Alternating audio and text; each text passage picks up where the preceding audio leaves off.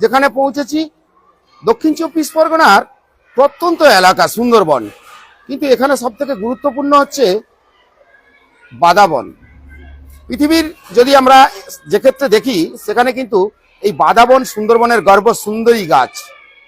আর বেশ কিছু সংস্থা ইতিমধ্যে সুন্দরবনের বিভিন্ন প্রান্তে যেভাবে প্লান্টেশন করেছে অর্থাৎ গাছ লাগিয়েছে, সেক্ষেত্রে দেখা গেছে এই গাছকে রক্ষা করার দায়িত্ব কিন্তু আমার আপনার প্রত্যেকের। কিন্তু সুন্দরবনের যদি গাছ না থাকে আগামী দিনে এই সুন্দরবন থাকবে তো? বড় প্রশ্ন কিন্তু আপনাদের কাছে থাকলো, দর্শক যারা দেখছেন।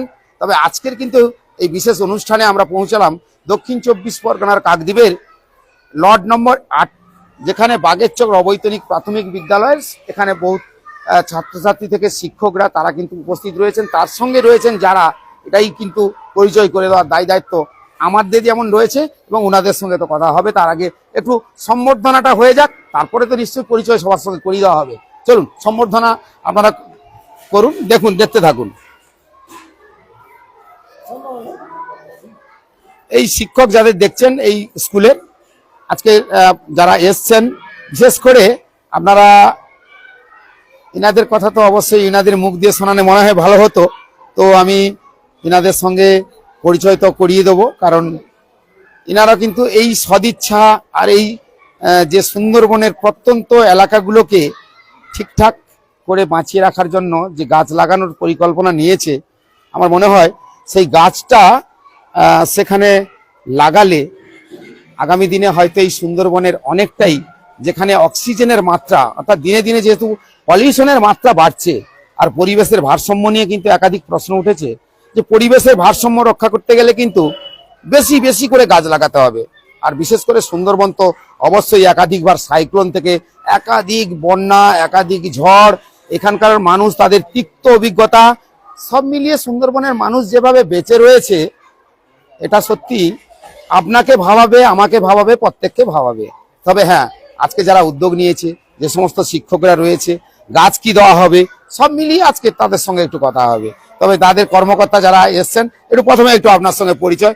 आप लोग का कि दर्शक देख रहा है, तो आप लोग अपना अपना नाम बता के, आप लोग का कंपनी का नाम बता के बोलिए। मेरा नाम अरशद महमूद है, मैं लार्सन एंड टुब्रो कंपनी में हूँ। हम लोग की कंपनी ने यहाँ पे काकद्वीप को कनेक्ट करने के लिए गंगा सागर से ब्रिज कंस्ट्रक्शन का काम लिया है। और हमारी कंपनी हर साल पूरे जहाँ जहाँ हम लोग ने प्रोजेक्ट्स दिए हैं वहाँ ट्री प्लांटेशन करते हैं। तो उसी के तहत इस प्रोजेक्ट में भी अभी हम लोग ने 4000 ट्री प्लांटेशन किया है यहाँ, क्योंकि ये सुंदरबन जो है ये साइक्लोन प्रोन एरिया है, तो यहाँ नेचर और एनवायरनमेंट की रक्षा करने के लिए ट्री प्लांटेशन बहुत इम्पोर्टेंट है। तो हमें इसको ट्री प्लांटेशन भी करना है और उसकी रक्षा भी करना है साथ साथ। Thank you.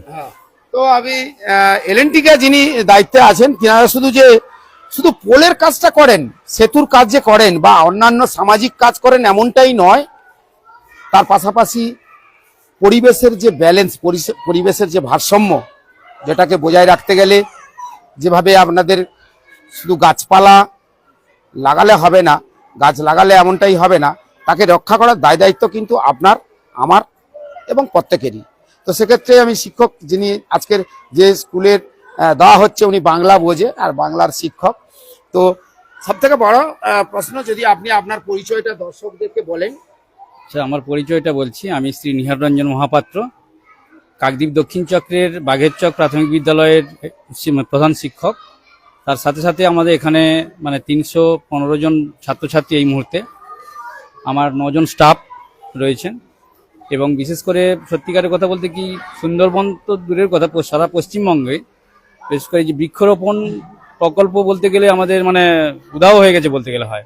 এমনিতে যা প্রাকৃতিক পরিবেশ পরিস্থিতি যে জায়গায় পৌঁছেছে, যে জায়গায় জনগণের যা ভারসাম্য, সেই জায়গা থেকে দেখতে গেলে যে গাছগাছালি কেটে সমস্ত বাদাবন পরিষ্কার করে দিয়ে যেখানে জায়গা জমিগুলো ফাঁকা ল্যান্ডগুলো সেগুলো সমস্ত অকুপাই করছে এবং সেগুলো সমস্ত ঘর বাড়ি করে সমস্ত একের পর এক সব বসে যাচ্ছে।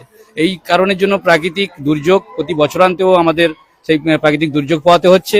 তার সাথে সাথে বিশেষ করে এই যে মানে আমাদের এলএনটি যে সমস্ত স্যারেরা আজকের এই উদ্যোগ নিয়েছেন, বিশেষ করে গঙ্গাসাগর যে ব্রিজ হচ্ছে সেই ব্রিজের ব্রিজ উপলক্ষে ওনারা এসে যে এই যে প্লান্টেশন প্রোগ্রাম যে চালাচ্ছেন প্রতিটা স্কুলে স্কুলে, এই জন্য ওনাদেরকে অসংখ্য থ্যাঙ্কস, ধন্যবাদ জানাই আমাদের বিদ্যালয়ের পক্ষ থেকে।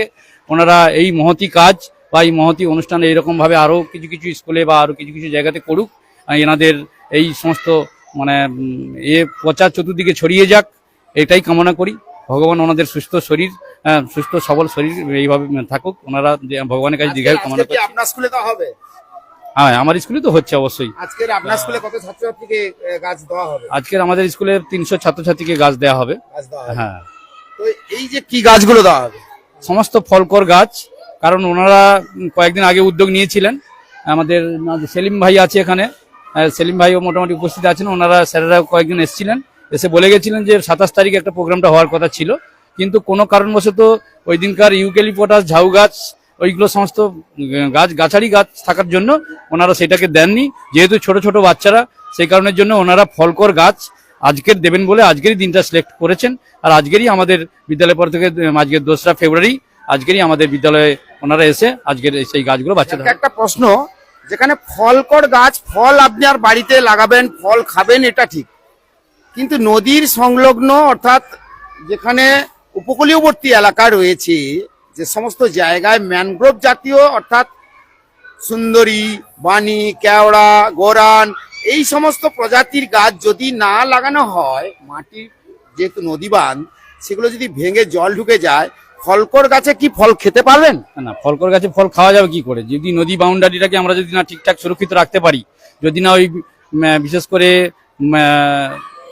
নদী এলাকায়, নদীমাতৃক এলাকায় যে সমস্ত বাউন্ডারিগুলো আছে, ওই সমস্ত এলাকায় যে সমস্ত গাছগুলো সাধারণত হয়ে থাকে, সেই গাছগুলো যদি আমরা ঠিকঠাক না রোপণ করতে পারি, তার সাথে আমরা কি করে ওইগুলোকে ব্যারিকেড করবো? আর যদি ভেঙে আসে তো এই ফলকর গাছগুলোই তো নষ্ট হয়ে যাবে, তাই না? অর্থাৎ সেইগুলোতে আরো বেশি বেশি ওই সমস্ত পরিকল্পনা বা প্রোগ্রামগুলো নেওয়া উচিত। যারা এসছেন তাদেরকে কাছে নিশ্চিত করে আমরা মানে আবেদন রাখবো, ওনাদের পক্ষ থেকে নিশ্চিত করে এই সমস্ত উদ্যোগগুলো নেবেন। যে যেমন ভাবে স্কুলের ছাত্রছাত্রীদের প্রতি ফলকর গাছগুলো দিয়ে তাদেরকে মোটামুটি একটা উৎসাহ বা উদ্দীপনা বা বিশেষ করে বৃক্ষরোপণের একটা পরিকল্পনা তাদের মনের মধ্যে জাগাচ্ছেন, তার সাথে সাথে আমার মনে হয় নদী বাউন্ডারিগুলোকে সুরক্ষিত রাখার জন্য এই সমস্ত গাছ লাগালে পরে আরো ভালো হবে। তো স্যারের কথা শুনে আমার খুব ভালো লাগলো যে নদী বাউন্ডারি যেগুলো রয়েছে, নদী সংলগ্ন যে সমস্ত বাঁধের এরিয়াগুলো রয়েছে, সেক্ষেত্রে সেখানে কিন্তু আপনাকে এই সমস্ত গাছ, এই ফলকর গাছ লাগিয়ে তো আর বাঁধ রক্ষা করা যাবে না। কারণ যে সমস্ত গাছের দেখবেন শেকড় মাটিকে আটকে রাখে, যেগুলো আপনার দেখবেন শ্বাসমূল রয়েছে, তারা মাটিকে আটকে রাখে। আবার কিছু কিছু গাছ রয়েছে যে সমস্ত গাছগুলো নোনা জলে সুন্দর হয় এবং তারা নোনা জলেই থাকেন, সেখানে দানা পড়ে গাছ হয়ে যায়। তো সেক্ষেত্রে সেই গাছগুলো যারা সংস্থার দায়িত্বে আসছেন তাদের কাছে আবার আপনার পরিচয়, আপনার পরিচয় দর্শকদের। আমার নাম পিন্টু মাঝি, আমি এলএনটি কনস্ট্রাকশন থেকে এসেছি। বেসিক্যালি এখানে গাছ লাগানোর পরিকল্পনাটা আমাদের প্রতি প্রজেক্টেই হয়, আর বিভিন্ন স্কুলে, বিভিন্ন অফিস কার্যালয়ে এই গাছগুলো আমরা প্রদান করি, কোনো জায়গায় লাগাই। কিন্তু এগুলোর মেন একটা হচ্ছে যে ওখানে যে স্থানীয় যারা গাছগুলো নিচ্ছে, তাদের দায়িত্ব হচ্ছে গাছগুলো তারা যেন ঠিকমতো দেখভাল করে, এটা আমাদের রিকোয়েস্ট। আর গাছ লাগালে নিশ্চয় পরিবেশ আমাদের আরো ভারসাম্যপূর্ণ হবে। কিন্তু এই যে ফলের গাছ দিলে তো ফল গাছ লাগানো হবে না, আমরা অনেক টাইপের গাছ প্রোভাইড করি। এখন বাচ্চাদের ফলের গাছ দিলে ওদের মনের মধ্যে গাছ লাগানোর পরিকল্পনাটা দৃঢ় হবে। আর আমরা বাঁধের দিকেও গাছ লাগানোর জন্য আমরা আগে চেষ্টা করব। তো ওনার সঙ্গে একটু কথা হলো, উনি বলছেন যে নদী বাঁধের দিকে গাছ লাগাবে পরে, কিন্তু বাচ্চাদের উৎসাহ অর্থাৎ সবুজায়ন করতে গেলে বাচ্চাদের মনের মধ্যে সবুজায়নের যে ভাব চিন্তাধারা, সেটাকে নিয়ে আসতে হবে। সেজন্য সেক্ষেত্রে ওনারা কিন্তু সেই কথাই বললেন, তবে স্যারও সেই কথাই বললেন। তার পাশাপাশি আরো এলএনটির যিনি ভদ্রলোক রয়েছেন, যেহেতু আপনি সেতুর কথা তো হবে পরে, অনেক গল্প হবে অবশ্যই অবশ্যই। দর্শকরা যারা দেখছেন নিশ্চয়ই একটু হয়তো কেমন কেমন লাগছে, বলছে কি সব বলে যাচ্ছে, কি সব হয়ে যাচ্ছে, কাজ আদপে হবে কিনা, এগুলো নিয়ে আপনাদের কোনো চিন্তা নেই। যারা কথা দিচ্ছেন অর্থাৎ সরাসরি লাইভে কথা দিচ্ছেন, মানে আপনার সুন্দরবনকে সবুজায়ন করার কিছুটা হলেও দায়িত্ব তারা কিন্তু দিচ্ছেন। তার পাশাপাশি আরো একজন রয়েছেন, বাংলাতে কথা বলতে পারেন। তা আপনার নাম যদি দর্শকদের বলেন। আমার নাম দেবাশিস বেরা, আমি এলএনটি কনস্ট্রাকশনে আছি। আমাদের এই বছর আমরা অলরেডি 4000 গাছ বিতরণ করেছি। আমরা প্রত্যেক বছরই করি, এই বছর অলরেডি 4000 গাছ বিতরণ করছি। আমরা আগের বছর প্রত্যেক বছরই করবো। এটা আমাদের হায়ার ম্যানেজমেন্ট থেকে মানে ইন্ডিয়ার সব জায়গায়, ভারতের সব জায়গায় আমরা বিতরণ করছি। Thank you. তো চলুন এবারে আমরা একটু চারা দেখাবো, কারণ চারা যেসব চারাগুলো দেওয়া হচ্ছে ওনাদের ম্যানেজমেंटेর সঙ্গে কথা হলো। तो आप लोग जो वीडियो देख रहे हैं ना, तो आप लोग को ये समझाना हम लोग का कोई काम नहीं है। हम लोग का ये काम है आप लोग का वीडियो दिखाना है, आप लोग का अवेयरनेस करना है, सचेतन होना है। काहे कि आप लोग जो वृक्ष अगर जो चारा आज लगाया है उसको अगर छेद कर देंगे, छेद करना है तो छेद कर दो, लेकिन अभी छेद हो जाएगा, लेकिन आप नहीं बचोगी। आपको बचना है तो गाछ लगाना है। ये हमारा जरूरी वार्ता हमारा नहीं है, वर्ल्ड का जो परिवेश है, जो परिवेशविद है, वो लोग पहले ही से ही सूचना आप लोग को दिया है कि आप लोग को बचना है तो ज्यादा से ज्यादा गाछ लगाना है। ये आप लोग को सोचना चाहिए और वो रखा भी करना चाहिए। तो चलिए हम देखाते हैं यहाँ पर কি বৃক্ষ কি গাছ দিচ্ছে, একটু দেখাই কি গাছ লাগানো হবে সেটাও দেখাই। তাই এখানে কিন্তু এই যে বাচ্চাদের উৎসাহ দেওয়ার জন্য বেশ কিছু গাছ নিয়ে আসা হয়েছে, দেখতেই পাচ্ছেন। এগুলো লেবু আমাদের এখানে অন্য জায়গাতে আলাদাভাবে হিন্দি ভাষাতে আলাদা বলে, তবে আমাদের বাংলায় যেহেতু এখানে আমরা পাতি লেবু বলি, এগুলো পাতি লেবু, আপনি ভাতে দিয়ে খেতে পারবেন। এখানে সুপারি আছে, তার সঙ্গে জামরুল আছে, পেয়ারা আছে। তো আপনারা সবাই জানেন এগুলো ফলকর গাছ, তবে এই ছাত্রদের দেওয়া হবে। তার আগে এখানে কিছু গাছ লাগানোর যে পরিকল্পনা, যে এই স্কুলটার সামনে যে গাছ লাগানোর যে গাড্ডাগুলো করা হয়েছে, এখানে কিছু ফলকর গাছ লাগানো হবে। যেখানে 2-1টা গাছ বসানো হয়েছে। আপনারা গাছ লাগান, কোনো অসুবিধা নেই, আপনারা লাগান 2-1টা গাছ। আপনারা যেহেতু এই উদ্যোগটা নিয়েছেন তো লাগান 2-1টা গাছ লাগান। তো এই যে দর্শক যারা দেখছেন, আমি দর্শকদেরকে একটা কথাই বলবো যে শিক্ষকরা যেমন আজকে তাদের উদ্যোগ, শিক্ষকরা তাদের ছাত্রছাত্রীদের কাছে সেই বার্তা দিচ্ছে শুধু পড়াশোনা করলে হবে না, পরিবেশের ভারসাম্য যেমন রক্ষা করতে হলে, তাহলে কিন্তু বেশি বেশি করে সবুজায়ন করতে গেলে কিন্তু গাছ আপনাদের লাগাতে হবে। আর এই গাছ যদি না লাগান, আগামী দিনে আপনি থাকবেন কিনা সেটাই কিন্তু চিন্তা ভাবনার বিষয় রয়েছে। কারণ বিশ্ব পরিবেশবিদ যারা রয়েছেন তারা যেমন বারবার বলেছেন যে পরিবেশের ভারসাম্য এই মুহূর্তে খুব কঠিন জায়গা, অর্থাৎ আপনারা সবাই জানেন যে বিশ্ব উষ্ণায়নটা এত বেশি হয়েছে যে উষ্ণায়নের ফলে মানুষকে কিন্তু যে সঠিক সময়ে যে তাপমাত্রা দেখবেন, কখনো আমাদের জলবায়ু পরিবর্তন হয়ে যাচ্ছে। যে জলবায়ু পরিবর্তন হওয়ার ফলে আপনাদেরকে আমি বলে দিই, জলবায়ু পরিবর্তন হওয়ার ফলে কিন্তু অনেক সময় বিভিন্ন রকম সমস্যায় মানুষকে পড়তে হচ্ছে। তার মানে যে পরিমাণে আমাদের অক্সিজেনের প্রয়োজন, সেই অক্সিজেন কিন্তু সময় মতন আপনি পাবেন না। কারণ বেশি যদি গরম হয়ে যায় আর সেই যদি গাছ না থাকে, বেঁচে থাকে, তাহলে কি হবে? তার মানে সমস্যায় আপনাকে পড়তে হবে। তাহলে সমস্যা কিন্তু আপনি তৈরি করি, আমরা নিয়ে আসি সেই সমস্যা, আর এই সমাধান কিন্তু আমাদেরই করতে হবে। কারণ বিশ্বের সব থেকে বুদ্ধিমান জীব হচ্ছে মানুষ, আর মানুষের সেই উর্বর মস্তিষ্কের তাদের যে বিকৃতি হওয়াটা, এটাও কিন্তু একটা বড় কঠিন প্রশ্ন চিহ্ন। কারণ তারা চিন্তা ভাবনা করে যে আমরা যে কাজটা করছি অনেক ভালো করে কাজ করছি, কিন্তু না, যে পরিবেশের কতটা ক্ষতি হচ্ছে, এই পরিবেশকে রক্ষা করতে গেলে যে আমাদের কতটা সচেতন হতে হবে, এবং যারা বুঝছে না, যারা শুনছে না, তাদেরকেও যে সচেতন করতে হবে, এটাও কিন্তু আমাদের নৈতিক কর্তব্য বলে মনে হয়। কারণ এই বিশ্বের ইতিহাসে যদি আপনি খুঁজে দেখেন, তখন কিন্তু এত কিছু পরিবেশের সমস্যা ছিল না। আজকের কিন্তু জনসংখ্যা বৃদ্ধি হয়েছে, কলকারখানা হয়েছে, বিজ্ঞান প্রযুক্তি তারা যেমন উন্নত হয়েছে, তার পাশাপাশি যেখানে মানুষের এত রাত চেতনাবোধ হয়েছে, শিক্ষার প্রসার হয়েছে, সবুজায়নের প্রসার তো আগে ঘটানো উচিত ছিল, কিন্তু সবুজায়ন তো এখনো রয়েছে, কিন্তু সেই সবুজায়নটা এখনো পর্যন্ত সঠিকভাবে না ব্যবহার করে কিছু অসাধু ব্যক্তি এই সুন্দরবনের প্রত্যন্ত এলাকায় এই ভেড়ি তৈরি করেছে সবুজ গাছগুলোকে কেটে। তাদের জন্য হাজার হাজার মানুষের কতটা ক্ষতি হয় সেটা বুঝতে পারছেন তো। যে এই সচেতনতা যতদিন মানুষের মধ্যে না আসবে, তাহলে কিন্তু সেই সমস্যায় তাদের ভুগতে হবে। কারণ গাছ লাগান, প্রাণ বাঁচান, আর সবুজায়নের জন্য আপনাকে যেমন সচেতন হতে হবে, তার পাশাপাশি আপনার আশেপাশের মানুষকেও সচেতন করতে হবে। গাছ লাগিয়ে দিয়ে চলে এলাম আর ওই গাছটি মরে যাবে বা গরু ছাগলে খেয়ে ফেলবে, সেটাও রক্ষা করার দায় দায়িত্ব কিন্তু আপনার প্রতিবেশীর, আপনার প্রত্যেকেরই। তা কি মনে হলো যারা উদ্যোগ নিয়েছে এলএনটির কর্মকর্তারা, তারা শুধু যে বলে না যারা রাঁধে তারা চুলও বাঁধে, তো আজকের তারা এই যে এসছেন, আমি দেবাশিস বাবুর সঙ্গে কথা হয়েছিল যে যারা রাঁধে তারা চুল বাঁধে, এই কারণে তারা কিন্তু কাজ করতে এসছে আপনার সেতু বানাতে, আপনার মানুষের যোগাযোগের ব্যবস্থা এপার থেকে ওপারে কি করে যাবেন সে ব্যবস্থা করতে এসেছিলেন। কিন্তু সুন্দরবনের পরিস্থিতি দেখে তাদের বিভিন্ন জায়গায় তারা যেভাবে গাছ লাগিয়েছে, সেক্ষেত্রে এই জায়গায় এসেও তারা মনোসংযোগ দিল যা সুন্দরবনের মানুষগুলি যদি সুন্দরভাবে বেঁচে থাকে, কারণ তারা প্রকৃতির কাছে এতবার হার মানে তবু তারা মাথা উঁচু করে হয়তো দাঁড়ায়, কিন্তু দাঁড়াতে তখনই পারে না যখন এত সাইক্লোন, এত বন্যা, এত ঝড়, আবার তাদের নতুন করে যখন আবার সংসার তৈরি করতে হয় না, সেই দিনটা তাদের কাছে অনেক বড় কষ্টদায়ক। অত পিছনে আবার 10 বছর পিছিয়ে গিয়ে সামনের দিকে চলে আসতে হয়, এই সমস্যাগুলো কিন্তু হয়ে থাকে। সেক্ষেত্রে তাদের যে চিন্তা ভাবনাটা আজকের, যে গাছ যদি লাগিয়ে আগামী দিনে সাইক্লোন, ঝড়, বন্যা সবই যদি আটকানো যায়, তার জন্য বেশি বেশি করে এই সুন্দরবনের বাদাবন তৈরি করতে হবে। সেক্ষেত্রে কিন্তু আমি, আপনি, যেমন তারা আজকে যে এলএনটি এগিয়ে এসছেন, দেবাশিস বাবুরা এগিয়ে এসছেন, আজকের জোয়া সব কোম্পানি কা জোয়া অফিসাররা এগিয়ে আসছেন, সবাইকে কিন্তু এইভাবে এগিয়ে আসতে হবে। সাধারণ মানুষকে কিন্তু খুব বেশি করে সচেতন হতে হবে। আজকের ইনারা এগিয়ে এসছেন, আমরাও এগিয়ে যাব, তাহলে কিন্তু সুন্দরবনের ভারসাম্য শুধু নয়, বিভিন্ন জায়গার ভারসাম্যকে রক্ষা করা হয়তো রক্ষা করতে পারবো।